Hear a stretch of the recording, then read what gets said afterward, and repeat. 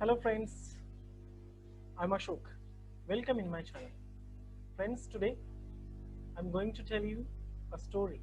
And the story name is Dick Whittington and his cat. This story is included in 8 standard syllabus. And the syllabus is English medium board. Okay, so let's we move towards the story. Friends, before I start the story, I request you, if you are new watcher in this channel, then please subscribe my channel for getting latest and new videos to you. If you like my video, then please share it to your all friends. Let's we move towards our today's story. So the title is here, Dick Whittington and his cat. Dick Whittington आणि त्याची पाळलेली मांजर, असं हे title आहे. खूप चांगली ही story आहे, खूप चांगली आहे, आपल्याला नक्कीच ही आवडेल. चला आपण ही स्टोरी सुरुवात करूयात. मी एक एक लाईन वाचतोय, तुम्ही सगळे स्क्रीनवर सुद्धा पाहू शकता. There was once a poor boy called Dick Whittington who lived in a small village in the south of England. South of England मध्ये एक पुअर बॉय आहे डिक विलिंग्टन. हा तिथं एक छोट्याशा गावामध्ये राहतोय. He had no proper home, for both his parents had died and he was unkindly treated by many of the villagers. आणि जेव्हापासून त्याचे आई वडील वारलेले आहेत, डेथ झालेली आहे आई वडिलांची, तेव्हापासून त्याला राहायला घर नाहीये. He had no proper home, त्याचं स्वतःचं घर नाहीये. आणि मग काय आपण बघतो की जेव्हा एखाद्याला आई वडील नसतात, जो कोणी अनाथ असतो, त्याला समाजामधले लोक कसं करतात, अनकाइंडली ट्रीटेड करतात, त्याला चांगलं बघत नाही, त्याला कुणी चांगलं बोलत नाही. असे काही समाजामध्ये लोक असतात. असेच लोक या साऊथ ऑफ इंग्लंडच्या एका स्मॉल गावामध्ये पण आहेत, जे डिक विडिंग्टनला अशा प्रकारे अनकाइंडली ट्रीटेड करतात. One day, Dick overheard someone say that the streets of London were paved with gold, and he decided that he would go there at once and pick his fortune up in gold pieces from the streets. For he thought people might treat him more kindly if he were rich. आणि एक जणाकडून कुणाकडून तरी त्याला असं ऐकायला मिळतं एका दिवशी की काय, तर ती जी लंडनची जी स्ट्रीट आहे ती सगळी गोल्डनी भरलेली आहे. तिथं गोल्ड पसरलेला आहे, खूप चांगलं, खूप सारा सोनं आहे. आणि मग तो विचार करतो, डिसाईड करतो की काय करायचंय. डिक विडिंग्टन म्हणतो की आता मी तिथं जाईल आणि तिथलं जे काही सोनं आहे, जे गोल्ड आहे, ते मी घेईल. असं घेतल्यामुळे काय होईल, तर तो म्हणतो की जे मला लोक अनकाइंडली ट्रीट करतायत, तर असे मला काय करतील, जेव्हा मी रिच होईल तेव्हा असे सगळेजण मला काइंडली ट्रीट करतील, माझ्यासोबत सगळेजण चांगले राहतील. Next paragraph. So young Dick set out to walk to London. He had not gone far when a man in a cart stopped and asked him if he was running away from home. आता young Dick त्यानं विचार केलेला आणि तो त्या लंडनच्या दिशेनं चालायला त्यानं सुरुवात केलेली आहे. तेवढ्यामध्ये एक माणूस घोडागाडी घेऊन तिथून चाललेला आहे. तो ती गाडी थांबवत नाही आणि हा त्याला हात करत नाही, पण तो माणूसच त्याला विचारतो. आणि मग त्याला असं वाटतं की हा जो डिक आहे, तर तो पळून तर चालेल नसेल, तो घर सोडून तर चालेल नसेल, असं त्याला वाटतं, म्हणून तो त्याला विचारतोय. I have no home, Dick answered. मग तो डिक त्या माणसाला उत्तर देतोय, जो गाडीवरून त्या कार्ट वरून जो चाललेला आहे, घोडागाडीमधून, त्याला उत्तर देतो की मला घर नाहीये. Dick answered, I am on my way to London to find my fortune. माझं जे काही भविष्य आहे, चांगलं आहे, तर ते मी शोधण्यासाठी लंडन कडे निघालेलो आहे, असं डिक म्हणतोय त्या माणसाला. I am going to London myself, said the carter. आणि तो जो घोडागाडीवरला माणूस आहे, तो म्हणतो की मी सुद्धा लंडन कडेच चाललेलो आहे. Jump up here beside me and will journey together. लवकर उडी मार या घोडागाडीमध्ये आणि तू बस. काय करू, आपण दोघं जण सोबत जाऊयात, सोबत जर्नी करूयात, असं तो माणूस त्या डिक विडिंग्टनला म्हणतोय. Next paragraph. They arrived in London just before nightfall, and the carter left Dick and made his way to an inn. आणि मग जेव्हा ते दोघ जण लंडन मध्ये पोहोचतात तेव्हा रात्र झालेली असते, नाईटफॉल झालेली असते.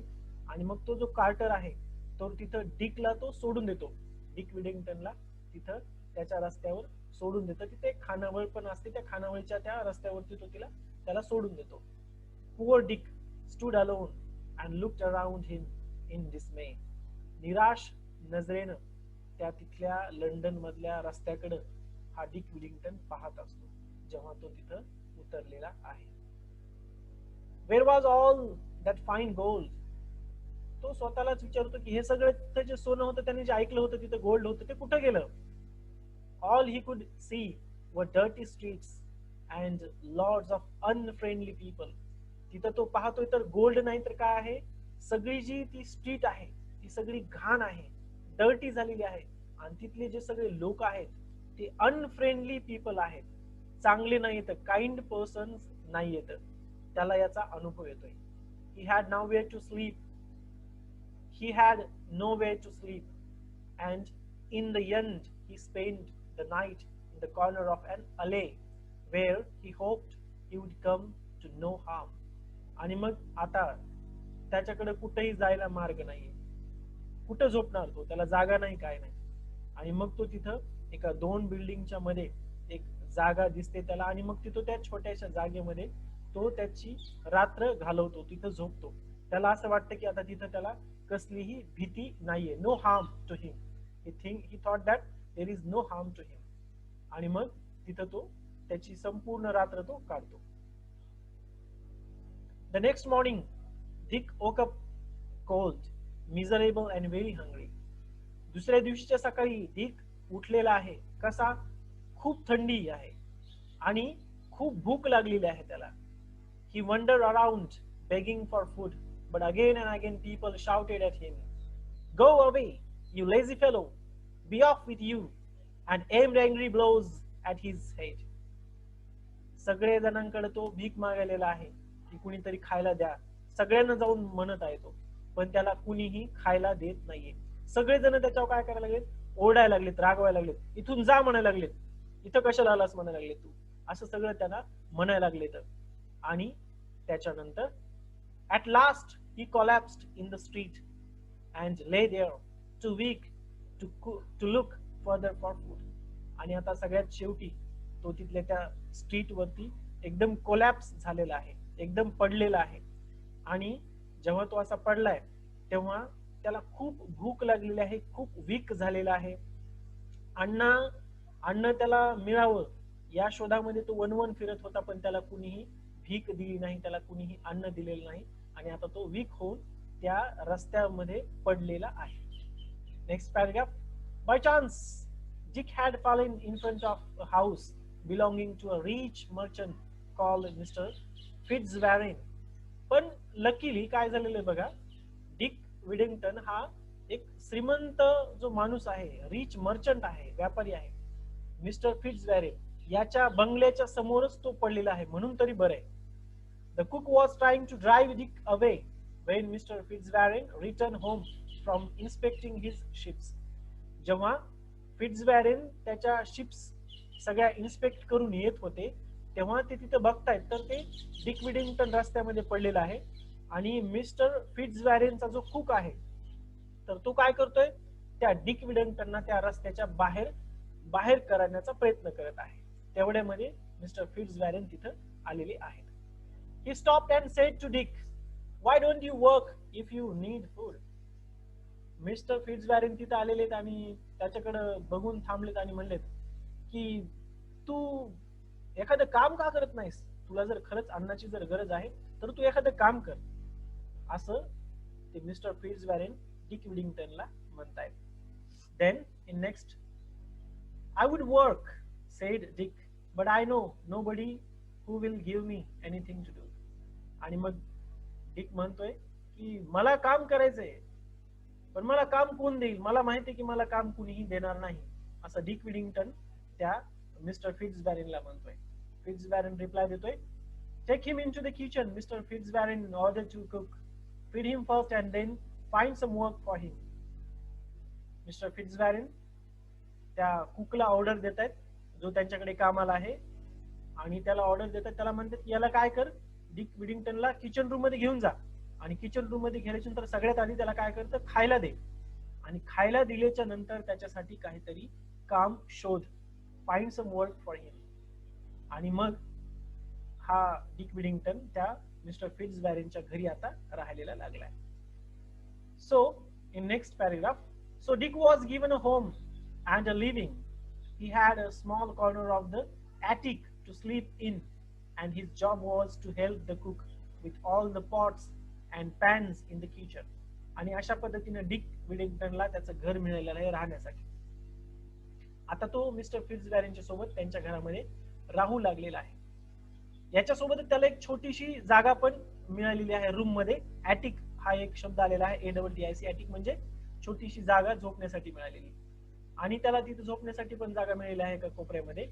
त्याला काम पण मिळालं आहे. त्याचं काम काय आहे डिक विडिंग्टनचं, की जो कुक आहे मिस्टर फिट्झवॅरनच्या घरी काम करणारा, त्याच्यासोबत यानं काय करायचं आहे, तर यानं त्या ज्या डिश आहेत तर त्या साफ करायच्या आहेत, क्लीन करायच्या आहेत.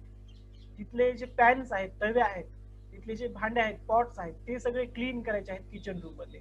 असं काम त्या डिक विडिंग्टनला तिथं मिळालेलं आहे. Dick's life should have been much better than before, but he still had two difficulties to face. आता त्याचं जे आयुष्य आहे ते थोडं पहिल्यापेक्षा थोडंसं चांगलं झालेलं आहे, पण अजूनही त्याला दोन डिफिकल्टीजला फेस करावं लागते.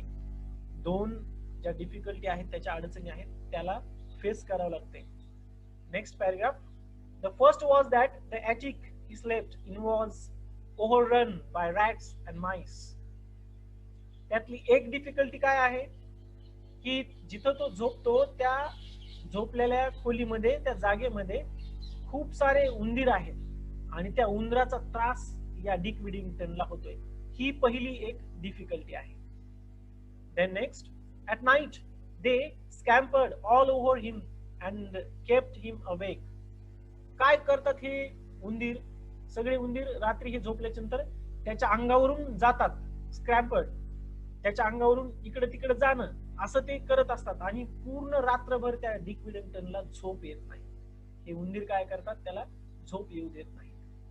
After a time he solved this problem by saving the few pennies he was paid and buying himself a cat. आणि मग आता काही दिवसानंतर त्यांनी जेव्हा थोड्याशा काही पैशामधून, शिल्लक रकमेमधून त्यानं एक मांजर विकत घेतलेली आहे, आणि आता त्याचा हा जो प्रॉब्लेम आहे तो सॉल्व्ह झालेला आहे. In one time at all the cat chased away all the rats and mice and Dick was able to sleep peaceful.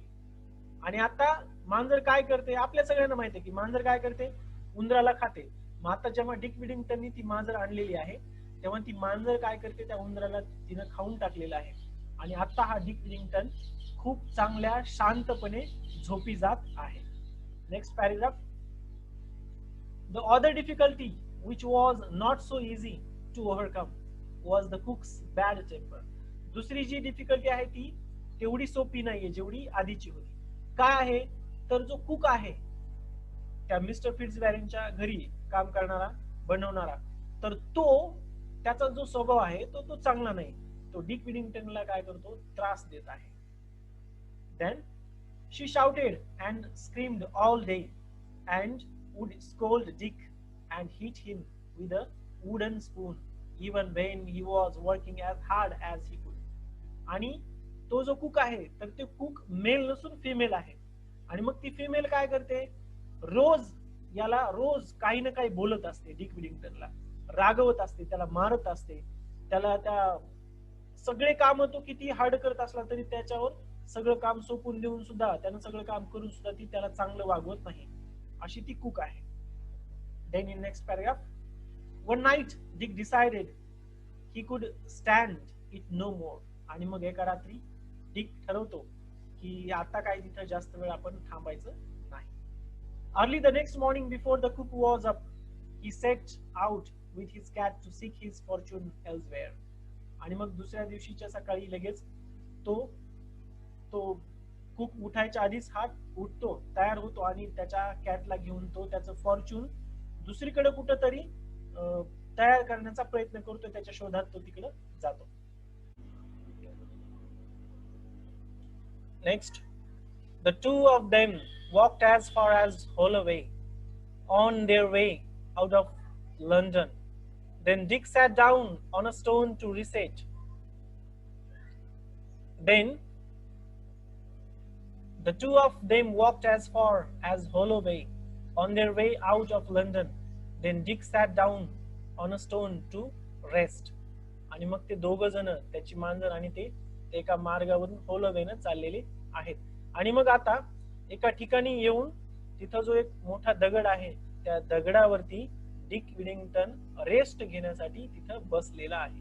It was the 1st of November, All Saints Day, and the church bells were ringing. As Dick sat and listened, it seemed they were ringing out a message for him. तिथं बसल्याच्या नंतर त्याला आठवतंय की तो नोव्हेंबरचा पहिला दिवस आहे आणि या दिवशी काय असते, तो ऑल सेंट्स डे आहे आणि चर्चच्या जे बेल्स आहेत त्या रिंगिंग करायलेल्या आहेत. डिक तिथं बसला असताना तो त्या रिंगिंग ऐकतोय आणि त्याला असं वाटतंय की त्या बेल जो आहे, त्या ज्या बेल आहेत रिंग करणाऱ्या, त्या याच्यासाठी काहीतरी मेसेज देत आहेत. आणि ते काय आहे, turn again Whittington, turn again Whittington, thou worthy citizen, lord mayor of London. आणि त्या बेल काय आहे, तर त्याला म्हणतायत की तू वापस ये, कारण तू आता काय होणार आहेस, या शहराचा मेयर होणार आहेस, लंडन शहराचा लॉर्ड मेयर होणार आहेस, असं त्याला त्या बेल्स म्हणतायत. Lord mayor of London, say Dick. Lord mayor of London मी होईल असं डिक म्हणतोय. I should like to be Lord Mayor and ride in a fine coach.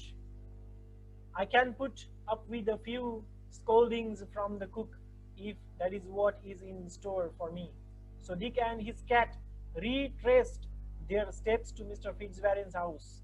आणि मग अशा पद्धतीने त्याला ते स्वप्न आता पाहायला लागतोय आणि त्याच्या कॅटला घेऊन, मांजरेला घेऊन तो पुन्हा एकदा मिस्टर फिट्झवॅरेनच्या घरी येतोय. Luckily they were able to sleep back before they had been missed. आणि आता ते तिथं आलेले आहेत आणि ते सगळं जे घर आहे ते ओपन आहे. आता सगळे जण तिथं ते येऊन बसलेले आहेत. Now Mr. Fitzwarren used to send ships for across the sea to trade with other countries. Mr. Fitzwarren आता त्याच्या ज्या शिप्स आहेत त्या बाहेर देशामध्ये व्यवसायासाठी पाठवणार आहेत. He would load a ship with goods of the captain and ships crave to sail in faraway places, and then they would bring back goods that could be sold at home. आणि मग ते आता mister फिट्झवॅरेन काय करतात, त्या ship मध्ये जे काही गुड्स आहेत, गुड्स म्हणजे ज्या काही वस्तू आहेत त्या शिप मध्ये त्या लोड करतात आणि त्या कॅप्टन सोबत त्या शिपला तिथून ते सेल करतात आणि मग दुसऱ्या कंट्री मध्ये जाऊन ती शिप काय करते, तिथल्या ज्या वस्तू आहेत त्या दुसऱ्या कंट्री मध्ये जाऊन विकते. One day he called his household together. I'm sending a ship to African coast to trade, he said. आणि मग एका दिवशी मिस्टर फिट्झवॅरेन त्याच्या घरच्यांना सगळ्यांना बोलवतात आणि त्या सगळ्यांना सांगतात की मी काय करतोय, आफ्रिकन कोस्ट मिळवण्यासाठी, किंमत येण्यासाठी मला चांगली आफ्रिकाला शिप पाठवत आहे व्यवसायाच्या दृष्टिकोनातून. Would any of you like to send something of yours on it? कोणीतरी तुमच्यापैकी कोणी आहे का असा की ज्याला काही वस्तू तिकडे विकण्यासाठी पाठवायच्या आहेत. You can then share in the profits if the voyage is successful. जर तुमच्या त्या वस्तू चांगल्या जर विकल्या तर तुम्हाला त्याचं प्रॉफिट द्यावा लागेल, असं तो मिस्टर फिट्झवॅरेन घरातल्या सगळ्या व्यक्तींना म्हणतोय. Everyone produced something except for Dick who had nothing to offer. सगळे जण काही ना काही तिथं देत आहेत, पण जो डिक विडिंग्टन आहे त्याच्याकडे काहीही देण्यासाठी नाहीये. Have you nothing for your own Dick? asked Mr. Fitzwarren kindly, and Dick replied, only my cat. Mister Fitzwarren त्याला विचारतात की तुझ्याकडे काहीच नाही का डिक, काही देण्यासाठी तुझं स्वतःच. तर डिक विडिंग्टन म्हणतो की नाही, माझ्याकडे फक्त काय आहे, कॅट आहे. Then let your cat go on the ship. आणि मग तुझी ती कॅट जाऊ दे म्हणतायत. Said mister Fitzwarren. His daughter Alice said, Dick loves his cat. Let me put something in for him. But her father said, no, it must be his, not something belonging to someone else. Alice त्या mister फिट्झबॅरेनची मुलगी आहे आणि ती म्हणते की त्याचं त्या cat वरती खूप प्रेम आहे, तो ती कॅट देऊ शकत नाही. मी काहीतरी काय करते, दुसरं काहीतरी ठेवते. पण लगेच तिचे जे फादर आहेत मिस्टर फिट्झबॅरेन ते म्हणतात की नाही, हे फक्त डिक विडिंग्टनचंच असलं पाहिजे, दुसऱ्या कुणाचंही नाही. So Dick fetched his cat and said goodbye to it sadly.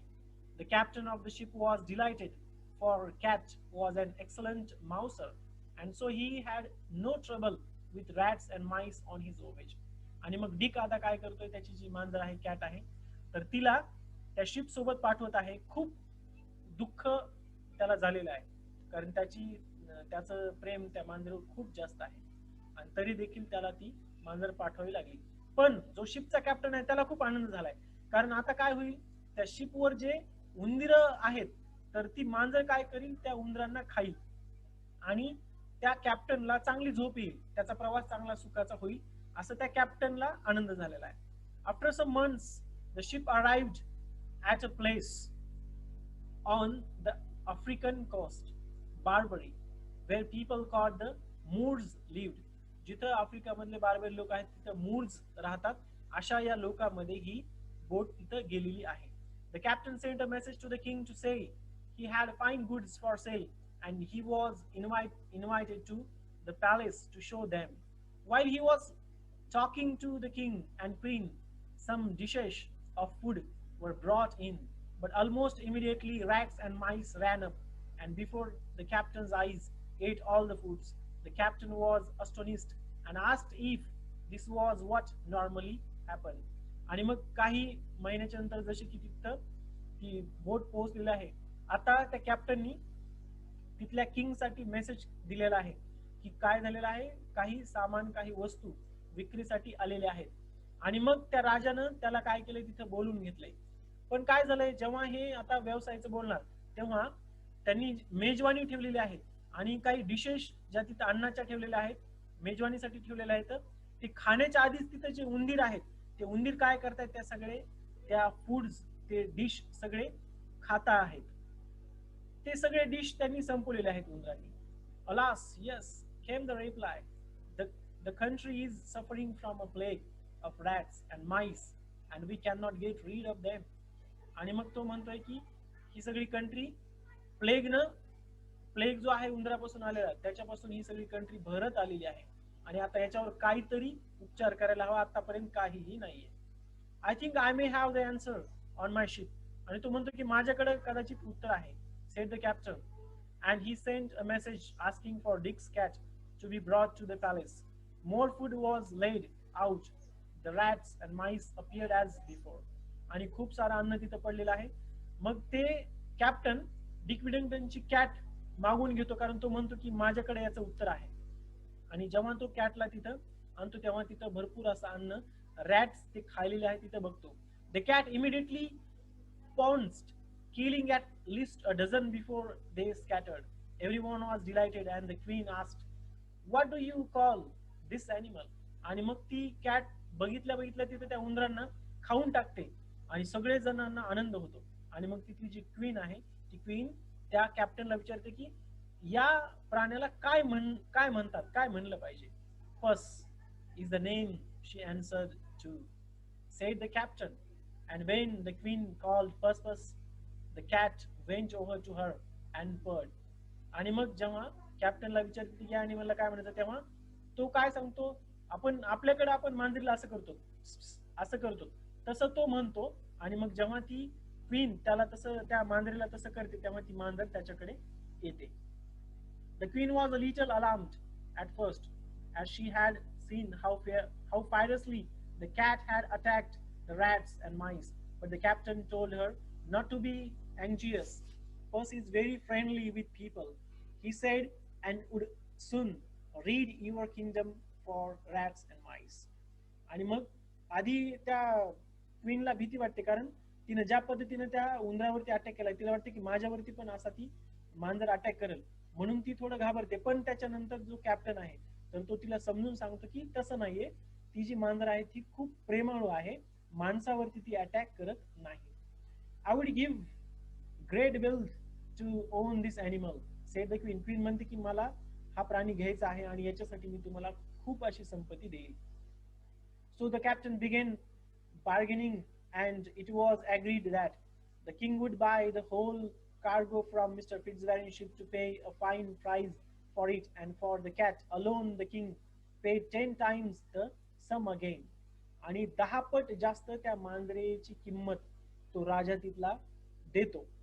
When the ship came back to the port of London, the captain showed Mr. Fitzwarren the gold and jewels he had brought from Barbary, and told him the story of the cat. The merchant sent for Dick. From now on, Dick, he said, he should all call you Mr. Whittington, for you are a rich man. Mr. Fitzwarren then paid him all the money the captain had received for the cat. आणि जेव्हा ही ship तिथे येते तेव्हा captain हा सगळा झालेला प्रकार त्या किंगला, त्या मिस्टर फिट्झवॅरेनला सांगतो, आणि फिट्झवॅरेन काय करतात, सगळे त्या मांजरीचे पैसे त्या मिस्टर डिक विडिंग्टनला देतात आणि त्याचं नाव डिक विडिंग्टन असं, विडिंग्टन असं ठेवतात. From this time on, Dick worked with Mr. Fitzwarren and became a successful merchant himself. He married Mr. Fitzwarren's daughter Alice, and 3 times he was elected Lord Mayor of London. He was also in the time knighted by the king and became Sir Richard Whittington. He was not only famous, but he was popular too, for he always helped the poor with his money. Sometimes when he was old, he would tell his grandchildren the story of his cat, and how the bells of London had called him back when he was only a poor boy. Turn again, Whittington, thou worthy citizen, Lord Mayor of London. आणि मग mister फिट्झवॅरेन सगळे पैसे दिल्याच्या नंतर त्याच्या मुलीचं लग्न त्या मिस्टर जो डिक विडिंग्टन आहे त्याच्यासोबत लावून देतात, आणि 3 वेळा मिस्टर डिक विडिंग्टन तिथून ऍज अ मेयर म्हणून तिथून निवडून येतात, जे लंडनचे 3 वेळा मेयर राहिलेले आहेत. त्यांचंच नाव सर रिचर्ड विडिंग्टन असं नंतर ठेवण्यात आलं. आणि मग काय होईल, सगळ्यात शेवटी पॅरेग्राफ मध्ये सांगितलं आहे की मिस्टर डी विडिंग्टन काय करतील, त्याच्या मुलांच्या मुलांना पण ह्या सगळी ह्या मांजरीची कथा ते सांगतील. अशा पद्धतीने ही स्टोरी इथं संपलेली आहे. Friends, if you like this story then please subscribe my channel.